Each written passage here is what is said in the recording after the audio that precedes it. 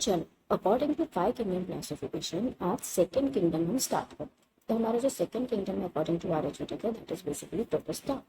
अब देखो, जो मोनेरा था वो सबसे ज्यादा प्रिमिटिव था, तो जो प्रोटेस्टा है वो उससे बेटर है। अब क्या दिखेगा यहाँ पे, मोनेरा ने प्रोकैरियोट बताया, तो ये क्या करेगा, ये यूकैरियोट बताएगा। हाँ, एकदम से मल्टी सेल्यूलर नहीं बन जाएगा। हमको पता है जो यूनिसेल्यूलर ऑर्गेनिजम्स होते हैं वो यूकैरियोट और प्रोकैरियोट दोनों हो सकते हैं, लेकिन प्रोकैरियोट सिर्फ और सिर्फ यूनिसेल्यूलर हो सकते हैं।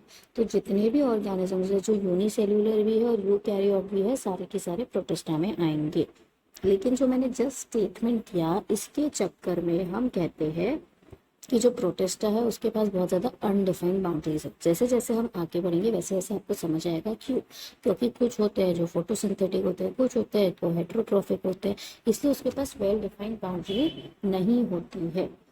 तो सबसे पहले यूकैरियोट्स जो है वो प्रोटिस्टा में है, तो हम बोलेंगे ये फर्स्ट फाइलम बनेगा जो कि क्या करेगा, जो कि प्रेजेंस ऑफ न्यूक्लियस बताने वाला है। साथ ही में हम बोलेंगे कि जो सबसे पहले मेम्ब्रेन बाउंड ऑर्गेनिज्म है वो भी यही है, क्योंकि देखो अगर न्यूक्लियस प्रेजेंट है यानी इसके पास न्यूक्लियर मेम्ब्रेन है, और न्यूक्लियर मेम्ब्रेन है इसका मतलब है कि इसमें एबिलिटी होती है कि ये क्या करे, ये मेम्ब्रेन बाउंड ऑर्गेनिज बनाए। समझ आ रही है बात।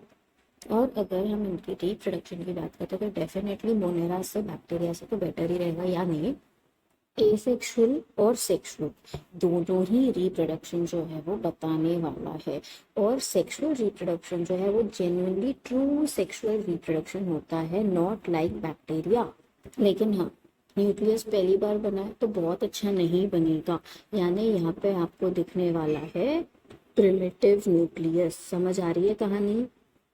यानी यहाँ पे पहली बार सेक्सुअल रिप्रोडक्शन हो रहा है, यानी यहाँ पे होगा फर्स्ट एवर गैमेट फॉर्मेशन, यानी सबसे पहली बार लाइफ में जाइगोट भी ये ही फाइलम बनाएगा। So therefore this is the basic introduction जो प्रोटिस्टा के लिए इम्पोर्टेंट है।